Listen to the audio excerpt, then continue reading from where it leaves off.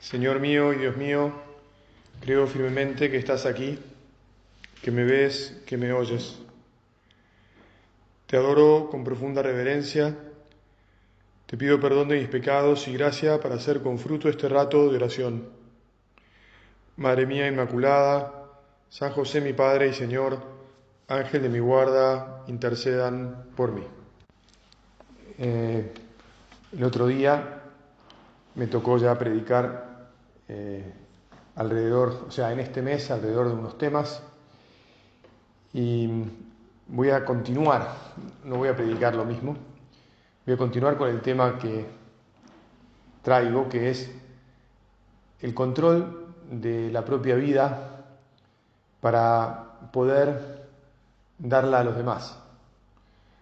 En concreto hablé en el otro retiro de retomar el control y cuáles son los medios por los cuales o con los cuales retomamos el control de nuestra vida siempre, y a los que la Iglesia nos invita especialmente en este tiempo de Cuaresma, en concreto la oración y la penitencia. Por eso es que el cristiano siempre tiene que recogerse en oración, entrar en diálogo con el Señor, y siempre tiene también que meditar y dar vueltas y exigirse, con la gracia de Dios, por supuesto, pero en el desprendimiento de todas esas cosas que nos apartan, que suponen un obstáculo entre Dios y nosotros. Y eso es la penitencia, el irse al desierto, hablaba. Bueno, en esta meditación lo que pensaba es insistir un poco en tener el control de la vida justamente para el paso siguiente, que es el darse. Y desenmascarar, pedimos Jesús que nos ayudes en esta primera meditación a desenmascarar algunos enemigos que nos roban la capacidad de nuestro control, de tener el control de la vida y por lo tanto de darnos a los demás y de darnos al servicio de Dios. ¿Quiénes nos lo roban? Para ir al grano y no hacer tanta introducción hecha ya esta introducción.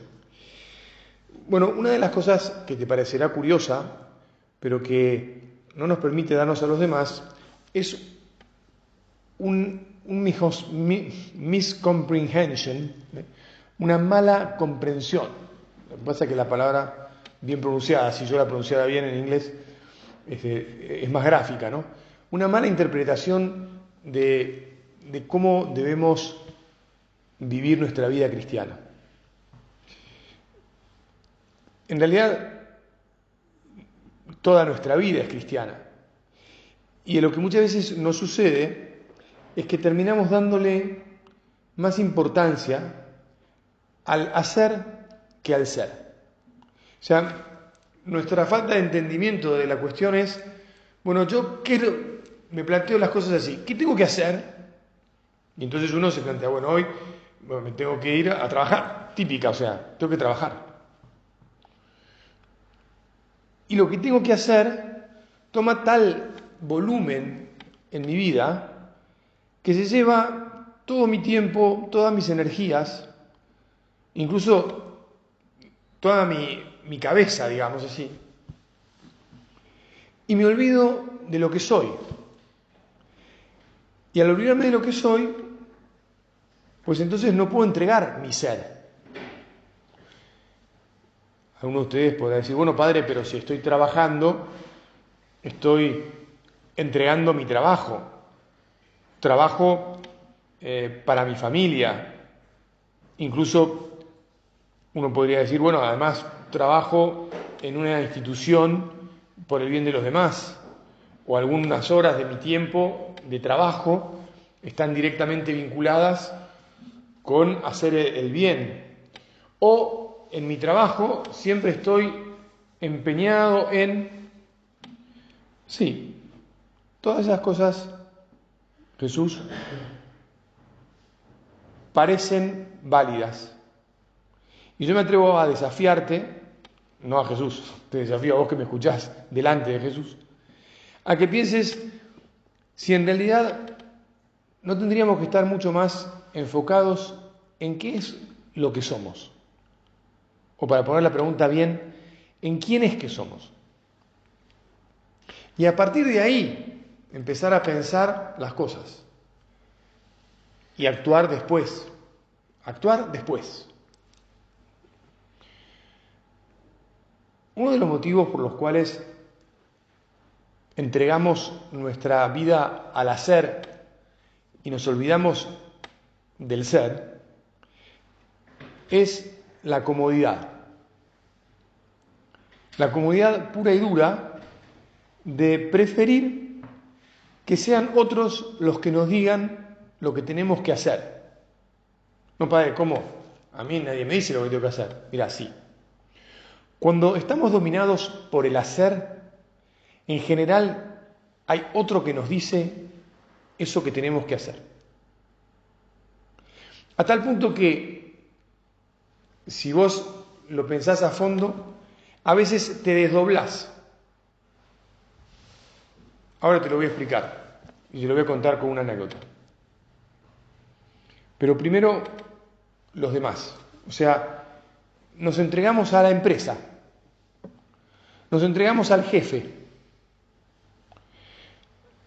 Incluso ya en un grado que en otro momento tendremos que profundizar más, no hoy, pero notablemente curioso, a veces nos entregamos a lo que nos indica alguien que tenemos que hacer en nuestra relación con Dios. Y nos agotamos, me atrevería a decir, nos agostamos, ¿no?, en el hacer, insisto.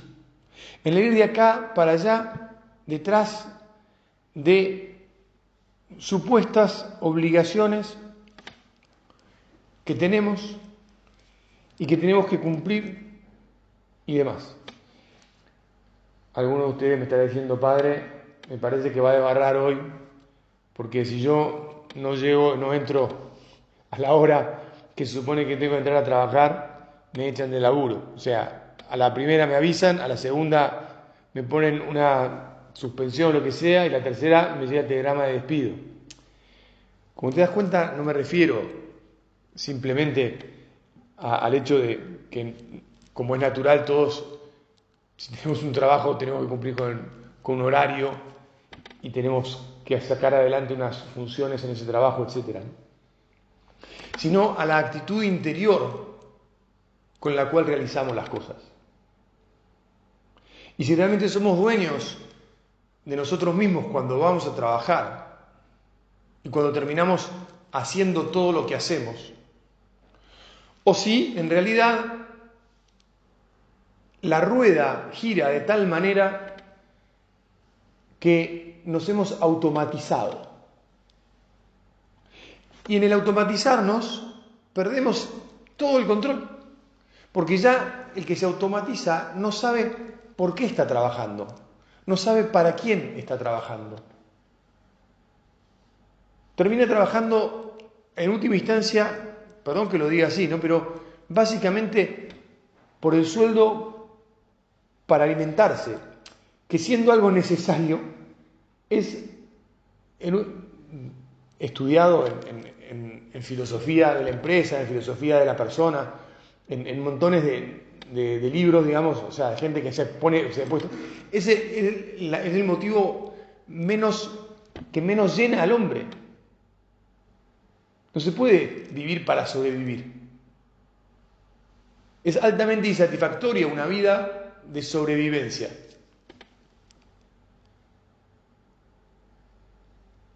Es más, tal vez podemos decir, en los estadios de la sociedad más primitiva había que sobrevivir y era bastante triste sobrevivir.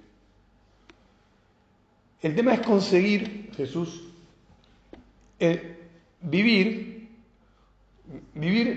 la vida maravillosa que vos nos has dado, sabiendo que lo principal es que somos hijos tuyos y que vos nos mirás y nos querés fundamentalmente por ser tus hijos, y tener entonces esa actitud de dominio de nosotros, no porque nos la creamos mil o nos creamos mil, sino porque entonces, siendo hijos tuyos y estando bajo tu mirada de padre que nos protege, que nos cuida, que todo lo tiene controlado, entonces funciona diferente. Y no nos agobiamos. Bueno, vos tendrás tu experiencia. Estoy seguro que en algún momento de tu vida hubo preeminencia del ser sobre el hacer. Y si ahora hicieras un poco de examen, te invito a que lo hagas en este momento, o tal vez más después en tu casa, o en los próximos días. Y digas, la verdad que sí.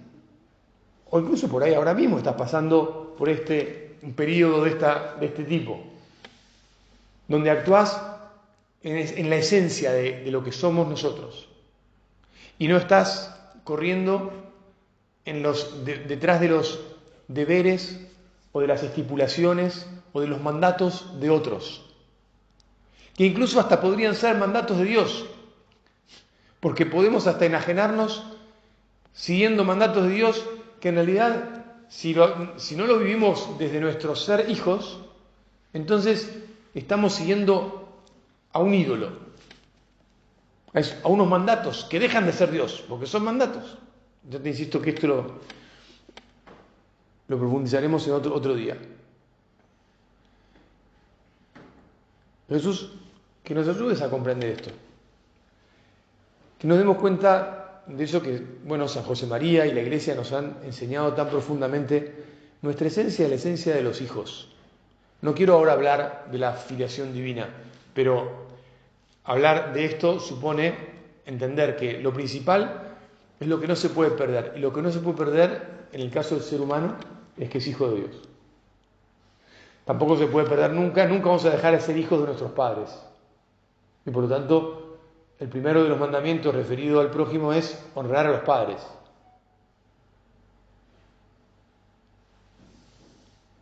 Después está qué tipo de padre le ha tocado a uno, pero bueno, honrar a los padres, ser hijo. Naturalmente, uno además en la vida, sea de un modo espiritual, como me puede tocar a mí, o sea a mí y a muchos otros, por distintas circunstancias, o sea porque realmente, ustedes la mayoría son padres, uno tampoco puede dejar de ser padre de sus hijos. Uno nunca va a dejar de ser padre, incluso si tenemos, entre comillas, la desgracia de perder un hijo, porque en realidad, en principio, muere primero el padre y después el hijo, pero si uno tiene la desgracia de perder un hijo, sigue siendo padre de ese hijo, porque ese hijo en realidad no muere, sigue viviendo, porque, ya sabemos, nosotros tenemos una sola vida que continúa. O sea que nunca dejamos de ser hijos, ni de Dios, ni de nuestros padres. Nunca dejamos de ser padres de aquellos que hayamos engendrado en la carne o en el espíritu, por la gracia de Dios. Nunca dejamos entonces tampoco de ser hermanos. Y curiosamente, podremos llevarlo hasta el final y decir, tampoco se deja de ser abuelo cuando se tiene el gozo de llegar a ese nivel, o bisabuelo, te digo nada. En esta sociedad que retrasa tanto la paternidad es más difícil, ¿no? Pero todavía los hay.